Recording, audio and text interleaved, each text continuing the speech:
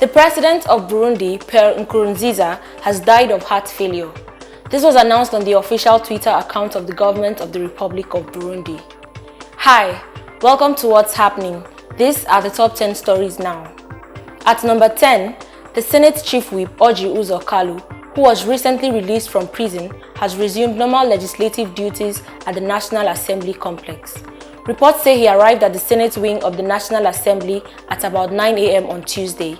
The senator and others were convicted and sentenced for fraud in December 2019.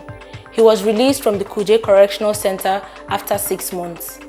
At number 9, on Tuesday, the Senate confirmed the nominations of Mrs. Diana Okonta and Mrs. Talib Yaro as non-executive directors of the Nigerian Deposit Insurance Corporation after considering the report of the Committee on Banking, Insurance and Other Financial Institutions. The appointments of the chairman of the Nigerian Law Reform Commission, Professor Jumai Audi, and 2 other members, Basi Dan Abia and Muhammad Ibrahim, were also confirmed by the Senate. At number 8, an executive order prescribing guidelines for conduct of public burials in Rivers State has been signed and released by the governor of the state, Nyesom Wike. From June through the period of the coronavirus, violators of the new order regulating the conduct of public burials in the state will be fined 10 million naira. Burial or movement of a corpse out of the state would now require approval from the state governor. The order affects persons who died from February 1, 2020. At number 7, the US President Donald Trump has announced his plans to resume campaign rallies in the next 1 week. This was posted on the official Twitter account of the president on Tuesday. It was not stated exactly when or where Trump's first rally will be, but safety measures will be worked out for attendees. At number 6, over 80 rape cases have been recorded in different parts of Anambra State since the nationwide lockdown occasioned by coronavirus.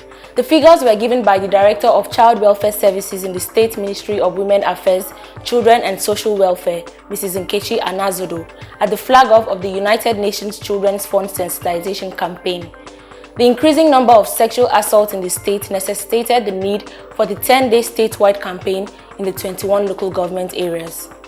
At number 5, successful applicants of the Central Bank of Nigeria COVID-19 Targeted Credit Facility who are yet to receive the loans will have their accounts credited within 48 hours.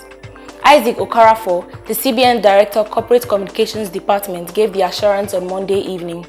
He advised any successful applicant who does not receive credit alert within 48 hours to contact the Nestle Microfinance Bank. At number 4, the federal government has approved 2 months hazard allowance for health workers battling the coronavirus pandemic in the country. Speaking at a meeting between representatives of the federal government and health professional associations on Tuesday, Dr. Chris Ngige, the Minister of Labour and Employment, said the hazard allowance for the months of April and May would be paid before Friday, June 12, 2020. This was in fulfillment of the agreement reached between the federal government and the representatives of the health sector workers. At number 3, the consideration of the revised 2020 national budget was stalled on the floor of the Senate on Tuesday following the omission of the 186 billion naira health sector components from the proposed fiscal document. The chairman of the Senate Committee on Appropriation, Barau Jibrin, had on resumption of plenary drawn the attention of his colleagues to the omission of the fund in the revised budget. The development has made the Senate step down the consideration of the 10.5 trillion naira revised 2020 budget forwarded to it by President Muhammadu Buhari. At number 2, the House of Representatives has urged the federal government to stop the alleged entry of herdsmen from other African countries into Nigeria. This was sequel to a motion by a member of the House, Ndudi Elumelu, at the plenary on Tuesday.